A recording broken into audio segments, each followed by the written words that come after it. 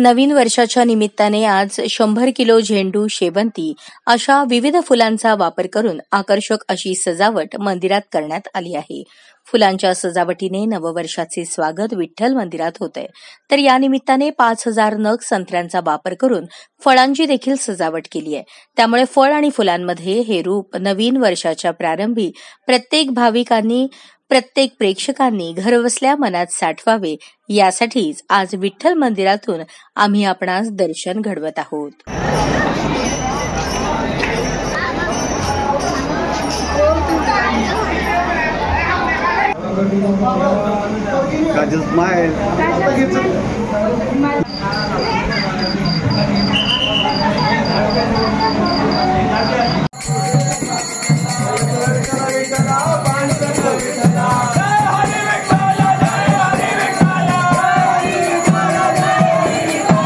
मी प्रदीप प्रकाश ठाकूर, आळंदी 16 येथील रहिवासी आहे. गेले 8 ते 9 वर्ष झालं पांडुरंगाची सेवा देत आहे. पांडुरंगाच्या कृपेने खरं तर विठ्ठल रुक्मिणी हे महाराष्ट्राचं आराध्य दैवत आहे आणि त्यांची सेवा देणं हे खरं तर आमच्या भाग्याचं आहे.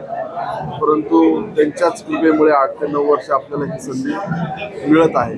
यावर्षी आम्ही प्रामुख्याने संत्रा ह्या 5000 फळे मागवली नागपूरवरनं आणि त्याची सजावट ही देवाचरणी अर्पण केलेली आहे. सजावट खरं म्हणता येणार नाही, हा महानैवेद्यच म्हणावा लागेल की ज्याचं जे लोकांना वाटता येतं नैवेद्य स्वरूपात आणि प्रसाद म्हणून तो लोकांना खाता येतो आणि घेता येतो.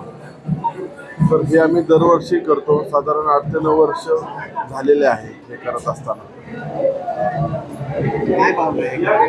अशा निमित्ताने एकच भावना असते की आपल्या कुटुंबाला सुख समृद्धी मिळावी व सर्व जो समाज वैष्णवांचा मेळा या नगरीत येतो त्यांना सुख समृद्धी मिळावी आणि नवीन वर्षाचे स्वागत हे परमार्थाने व्हावं ही यामागची भावना असते. आमच्या मुला मुलींना 31 डिसेंबरला कुठेही हॉटेलला न जाता विठ्ठलाच्या चरणी लीन होण्याचे वेध लागावे दरवर्षी ही या निमित्ताने भावना असते.